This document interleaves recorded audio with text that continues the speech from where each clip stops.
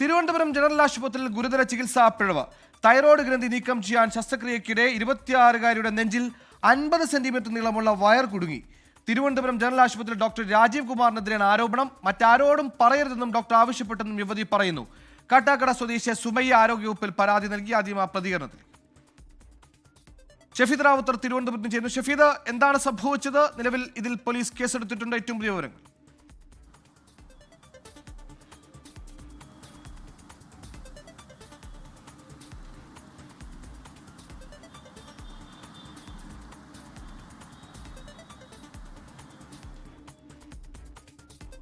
Thiruvananthapuram general ആശുപത്രിയിൽ ഇപ്പോൾ ഒരു ചികിത്സാ പിഴവിന്റെ വാർത്ത വരുന്നു. തൈറോയ്ഡ് ഗ്രന്ഥി നീക്കം ചെയ്യാൻ ശസ്ത്രക്രിയയ്ക്ക് 26-കാരിയുടെ നെഞ്ചിൽ 50 സെന്റിമീറ്റർ നീളമുള്ള വയർ കുടുങ്ങിയെന്നാണ് നിലവിൽ പരാതി ഉയർന്നിരിക്കുന്നത്. എന്നാൽ ഈ പരാതിക്ക് പിന്നാലെ തന്നെ ഡോക്ടർ ഇത് ആരോടും പറയരുതെന്ന് രോഗിയോട് പറഞ്ഞെന്നും പരാതിക്കാരി ആരോപണം ഉന്നയിക്കുന്നുണ്ട്. ഇപ്പോൾ ഷഫീദ് റാവുത്തർ വിവരങ്ങൾ ചെയ്യുന്നു. ഷഫീദ്, എന്താണ് സംഭവിച്ചത്? എന്താണ് പരാതിയുടെ ആധികാരികത? സുഹൈൽ, ഈ ആരോഗ്യവകുപ്പിനെതിരെ കഴിഞ്ഞ ദിവസങ്ങളിൽ ഉയർന്നിട്ടുള്ള ആരോപണങ്ങൾ നമുക്കറിയാം. അതിൽ പ്രത്യേകിച്ച് കുറച്ച് നാളുകൾക്ക് മുൻപാണ് ഹർഷിന, അതായത് ശസ്ത്രക്രിയയുടെ വയറ്റിൽ കത്രിക കുടുങ്ങിയ സംഭവം ഹർഷിനയുമായി ബന്ധപ്പെട്ട് നമ്മൾ കേൾക്കുന്നത്. അതിന് പിന്നാലെ തിരുവനന്തപുരത്ത് ജനറൽ ആശുപത്രിയിൽ വളരെ ഗുരുതരമായ ഒരു ചികിത്സാ പിഴവ് സംഭവിച്ചു. ഒരു 26-കാരിക്ക് ജീവിതം വഴിമുട്ടിയ സാഹചര്യമാണെന്നുള്ള വെളിപ്പെടുത്തൽ ഇപ്പോൾ ആ യുവതി നടത്തിയിരിക്കുന്നു എന്നുള്ളതാണ് ഏറ്റവും പ്രധാനപ്പെട്ട കാര്യം. ആരോഗ്യവകുപ്പിൽ DMOയ്ക്കടക്കം അവർ പരാതി നൽകിയിട്ടുണ്ട്. കാട്ടാക്കട സ്വദേശിയായിട്ടുള്ള സുമയ്യ എന്ന പേരുള്ള ഒരു യുവതിക്കാണ് ഈ ദുരനുഭവം ഉണ്ടായത്. അതായത് ഇവർക്ക് തൈറോയ്ഡ് ഗ്രന്ഥിയിൽ ഒരു പ്രശ്നം ഉണ്ടായിരുന്നു. തൈറോയ്ഡ് ഗ്രന്ഥി നീക്കം ചെയ്തതുമായി ബന്ധപ്പെട്ട ഒരു സർജറിക്ക് 2023 മാർച്ച് 22-ന് തിരുവനന്തപുരം ജനറൽ ആശുപത്രിയിലെ ഡോക്ടർ രാജീവ് കുമാറിന്റെ അടുത്ത് അവർ ചികിത്സയ്ക്ക് എത്തുന്നു. അതിനുശേഷം ആ ചികിത്സ നടത്തുന്നു. ആ ചികിത്സാ സമയത്തടക്കം ഏതാണ്ട് 8 ദിവസത്തോളം ICUവിലായിരുന്നു. പിന്നാലെ അത് പതുക്കെ അവരുടെ ആരോഗ്യനില മെച്ചപ്പെട്ടു വന്നതിന് ശേഷം അവർ ഡിസ്ചാർജായി വീട്ടിലേക്ക് എത്തുന്നു. അതിനുശേഷം അവർക്ക് വീണ്ടും കാര്യമായിട്ടുള്ള ശ്വാസം മുട്ടൽ അടക്കമുള്ള കാര്യങ്ങൾ ഉണ്ടാകുന്നു എന്നുള്ളതാണ് ഏറ്റവും പ്രധാനപ്പെട്ട കാര്യം.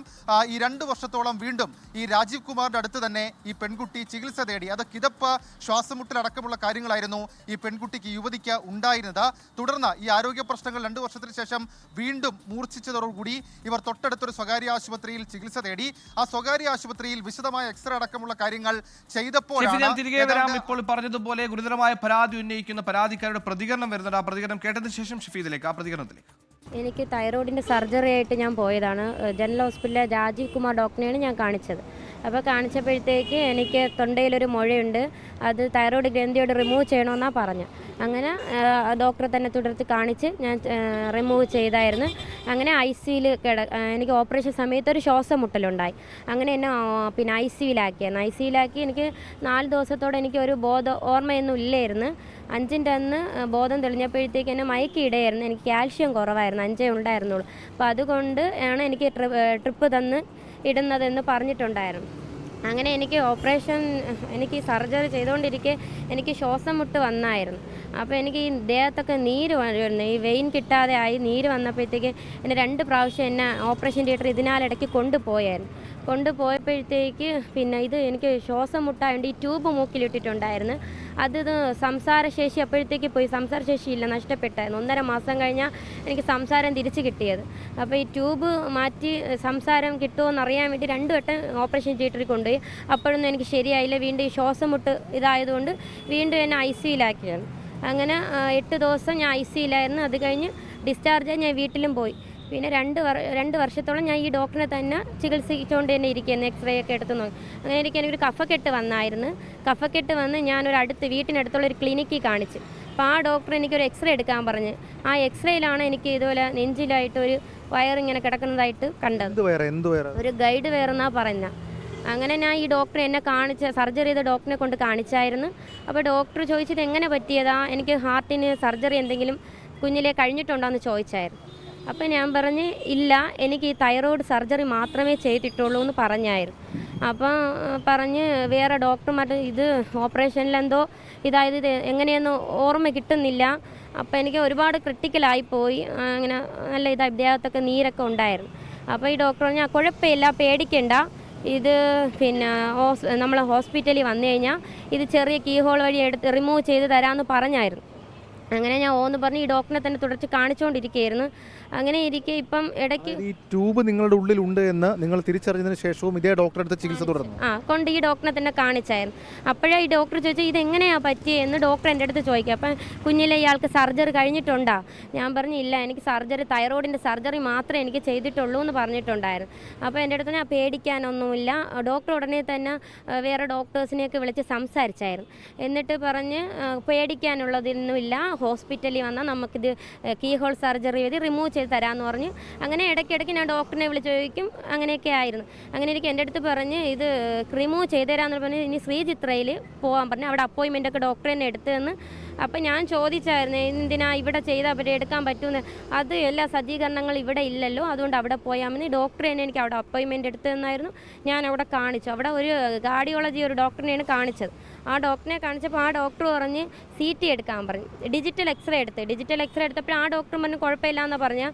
അപ്പോൾ ഇനി CT എടുക്കാൻ പറഞ്ഞു. CT എടുത്തപ്പോഴത്തേക്കാണ് പറയുന്നത് ഇതെടുക്കാൻ പറ്റത്തില്ല, എൻ്റെ ഹാർട്ടുമായിട്ട് എൻ്റെ 2 വർഷമായത് എൻ്റെ ശരീരവുമായിട്ട് ഒട്ടിച്ചേർന്നു ഒരു കോട്ടിങ് സംഭവിച്ചു, ഇത് എടുക്കാൻ പറ്റില്ല. അഥവാ റിമൂവ് ചെയ്യണമെങ്കിൽ ഹാർട്ടിന് ബ്ലീഡിങ് ഉണ്ടാവും, അതുകൊണ്ട് എടുക്കാൻ പറ്റത്തില്ല എന്നാണ് ഇപ്പോൾ പറയുന്നത്. ഇത് വന്നതിന് ശേഷം എനിക്ക് ഒരുപാട് ബുദ്ധിമുട്ടാണ്. എൻ്റെ ജീവിതത്തിൽ ഒരുപാട് അസുഖങ്ങളാണ്. എനിക്ക് എന്നും നടക്കാൻ പോലും, എനിക്ക് 26 വയസ്സേ ആയിട്ടുള്ളൂ, എനിക്ക് നടക്കാൻ പോലും പറ്റുന്നില്ല, എനിക്ക് സ്റ്റെപ്പ് കയറാൻ പറ്റില്ല. എനിക്കൊരു 6 വയസ്സായ മോനേ ഉള്ളൂ.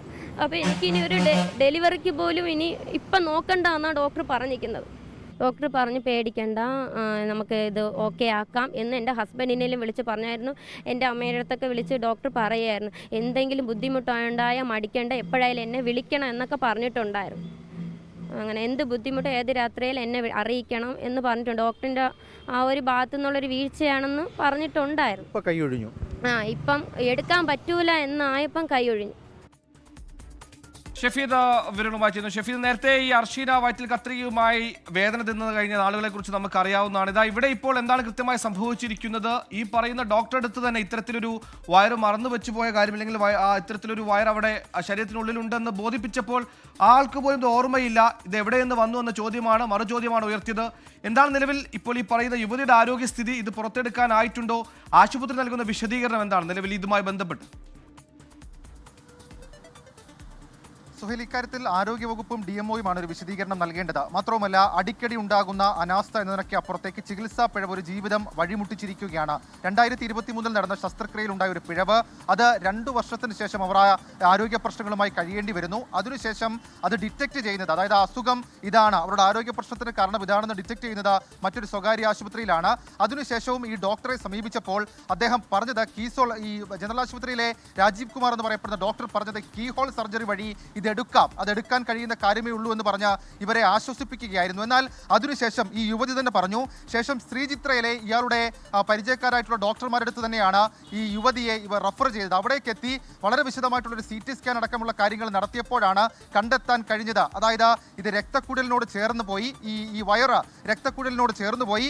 കൂടാതെ ഇത് റിമൂവ് ചെയ്യാൻ സാധിക്കില്ല, ഇത് എടുത്തു കളയാൻ സാധിക്കില്ല എന്നുള്ളൊരു അവസ്ഥയിലേക്ക് കാര്യങ്ങൾ പോയി. അങ്ങനെ എടുത്തു കളയുകയാണെങ്കിൽ ഹൃദയത്തിൽ ബ്ലീഡിംഗ് ഉണ്ടാകും, അത് ഗുരുതരമായിട്ടുള്ള ആരോഗ്യ പ്രശ്നങ്ങൾക്കും ജീവന് തന്നെ ഹാനി ഉണ്ടാകുന്ന തരത്തിലേക്കും കാര്യങ്ങൾ പോകും. ഇതുമായി ബന്ധപ്പെട്ട വളരെ പ്രധാനപ്പെട്ട ഒരു നിരീക്ഷണം സ്കാനിങ് CT സ്കാൻ ചെയ്യുന്ന സമയത്ത് ഇവർക്ക് ലഭിച്ച അതിൽ പറയുന്നത് guide wire in the iliac vein up to SVC എന്നുള്ളതാണ്. നമ്മൾ കുറച്ച് ഡോക്ടേഴ്സുമായി നമ്മൾ ഇക്കാര്യം സംസാരിച്ചപ്പോൾ ഡോക്ടേഴ്സ് പറഞ്ഞത് സാധാരണഗതിയിൽ ഈ ഇന്നർ അവയവങ്ങളിൽ അവർ സർജറിക്ക് മുൻപ് ഒരു ഗൈഡ് വയർ അത് ഇറക്കാറുണ്ട്, അതൊരു പാത പോലെ ഇറക്കാറുണ്ട്. അങ്ങനെ ഇറക്കിയ വയർ അത് ആഫ്റ്റർ സർജറി അത് അപ്പോൾ തന്നെ റിമൂവ് ചെയ്യേണ്ട ഒരു വയറാണ്.